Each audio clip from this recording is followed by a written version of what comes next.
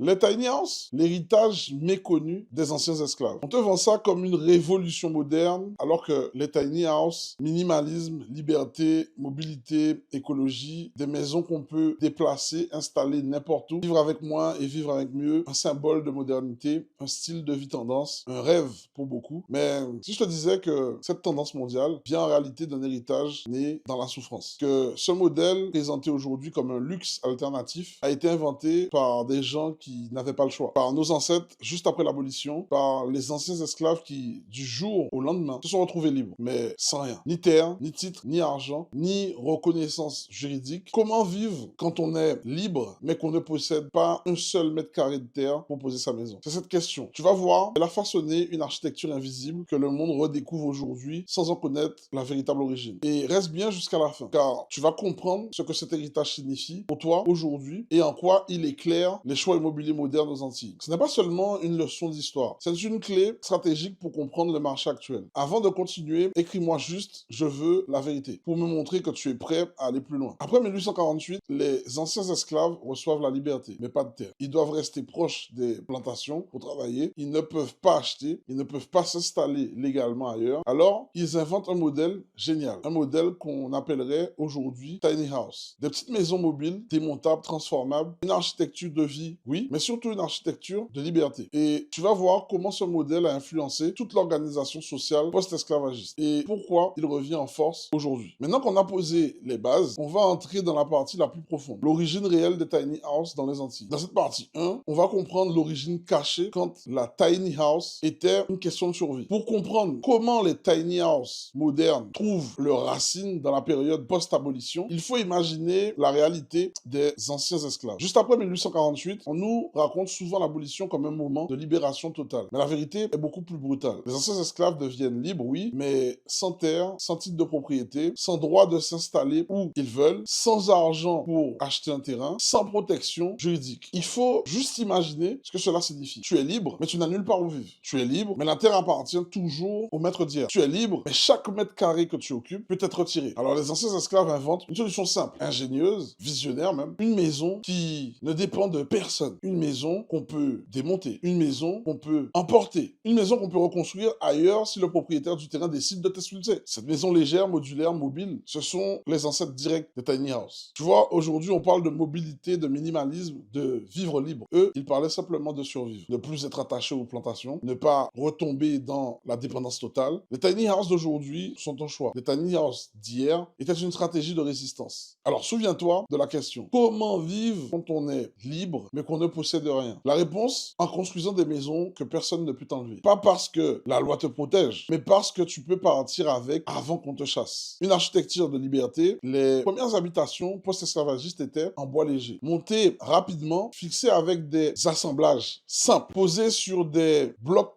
pas ancrées dans le sol, pensées pour être démontées et transportées. Elles étaient petites, fonctionnelles, pensées pour l'essentiel, exactement comme les tiny house d'aujourd'hui. Ces maisons représentaient quelque chose de plus profond que des murs. Elles représentaient la possibilité pour la première fois de choisir où vivre, de s'éloigner des plantations, de reconstruire une dignité. C'était la première fois depuis des siècles qu'un ex-esclave pouvait dire « cet espace est à moi, même si je dois le déplacer demain ». Si tu découvres cette histoire, mets en commentaire « je ne verrai plus les tiny house pareil ». Et maintenant que tu connais l'origine, on va entrer dans la partie la plus fascinante. Comment cette architecture de survie a façonné toute la société antillaise et pourquoi elle revient aujourd'hui sous un autre nom. Dans cette partie 2, on va comprendre l'architecture qui a bâti une société entière. Une fois libres, les anciens esclaves n'avaient ni argent, ni terre, ni droit. Mais ils avaient cette ingéniosité incroyable. Construire des maisons qui n'avaient pas besoin d'exister dans le système pour être fonctionnelles. Les habitations mobiles ont fonctionné bien plus qu'un style de maison. Elles ont structuré toute une organisation sociale. Sans exagérer, elles ont permis la survie de milliers de familles antillaises pendant des générations. 1. La naissance des villages spontanés. Les tiny house post-abolition n'étaient pas isolées. Elles donnaient naissance à des patchwork de communautés, des villages informels, des quartiers totalement autonomes, des regroupements familiaux, des zones d'habitat hors du contrôle des anciens maîtres. Ces villages avaient une caractéristique clé. Ils pouvaient bouger. Si un propriétaire menaçait d'expulser la communauté entière, eh bien, la communauté se réorganisait ailleurs. C'était une forme de liberté liberté nomade, un concept révolutionnaire pour l'époque. Cela a brisé la domination territoriale héritée de l'esclavage pour la première fois. Les anciens esclaves pouvaient dire « tu possèdes la terre, mais pas ma maison en tout cas ». 2. Une économie parallèle, indépendante et ingénieuse. Ces maisons légères ont ravivé tout un écosystème économique basé sur le bois, la récupération, les techniques de construction africaines, le savoir-faire créole, la débrouillardise. Les charpentiers, menuisiers, forgerons, artisans locaux ont trouvé un rôle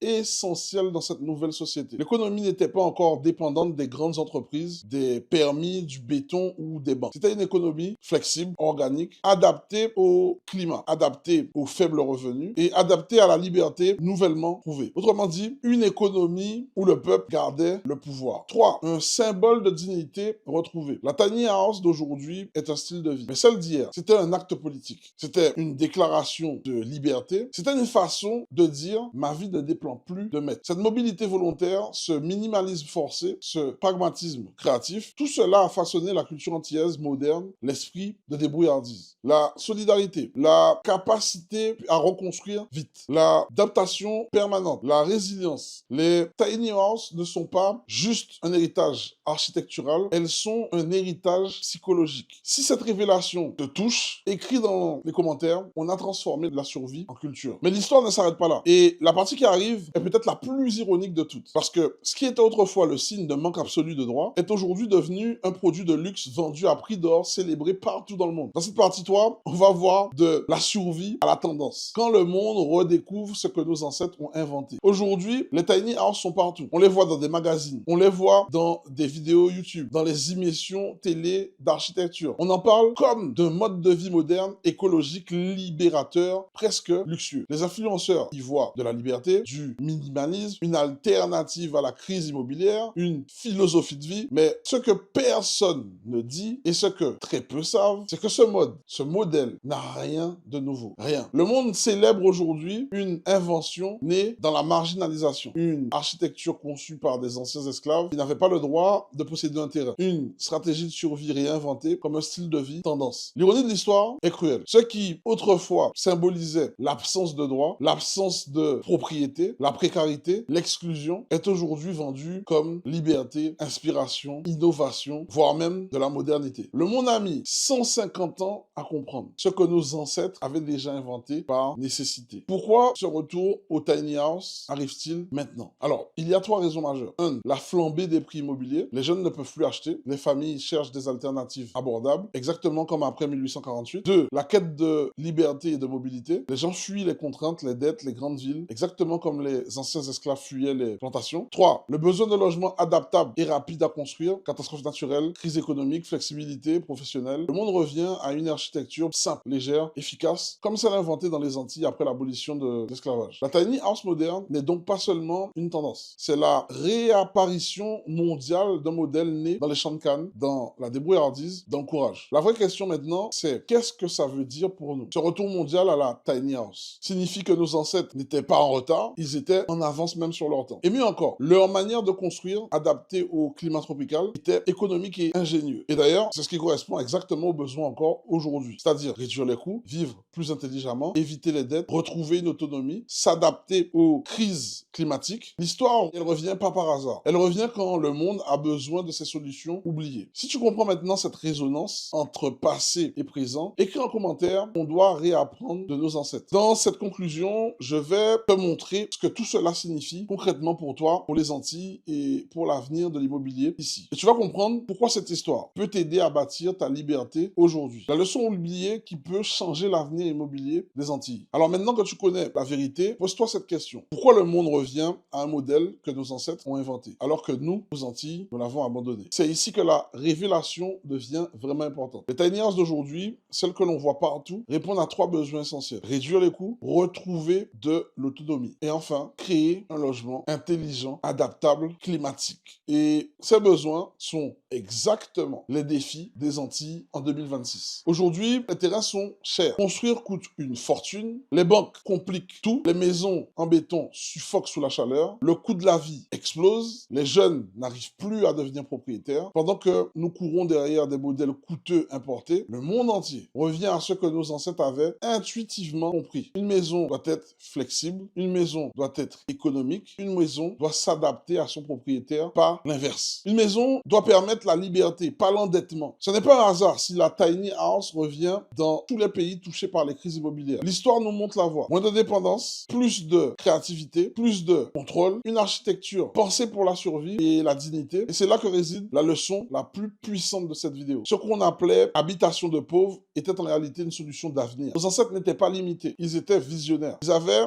trouvé un moyen de vivre libre, mobile, autonome, dans un monde qui ne voulait pas leur donner ces droits. Et aujourd'hui, toi aussi, tu peux t'inspirer de cette intelligence. Tu peux bâtir ta propre autonomie, tu peux faire des choix immobiliers plus stratégiques, plus adaptés, plus intelligents que ceux imposés par les modèles traditionnels. Alors, il est important de comprendre comment créer ta liberté immobilière aux Antilles, sans tomber dans les pièges modernes. Clique sur le lien dans la description, je t'y montre comment investir intelligemment, même avec un budget modeste, et comment reprendre le pouvoir sur ton avenir, comme nos ancêtres l'ont fait, et en construisant leur première tiny house. Et en bonus, si tu passes de l'autre côté et que tu viens au prochain live, tu auras accès justement à ce type de tiny house de production 100% locale. L'histoire n'est pas là pour être admirée, elle est là pour être comprise et surtout pour être utilisée. Nos ancêtres ont transformé la survie en liberté. À nous maintenant de transformer cette liberté en puissance. Ok? Donc, c'était Will. J'espère que cette vidéo t'a plu. Partage-la à un maximum de personnes de ton entourage qui seraient intéressées par ce type de vidéo. Et surtout, abonne-toi, commente, like et je te souhaite le meilleur pour ta réussite. Je te dis, ensemble, nous plus fort.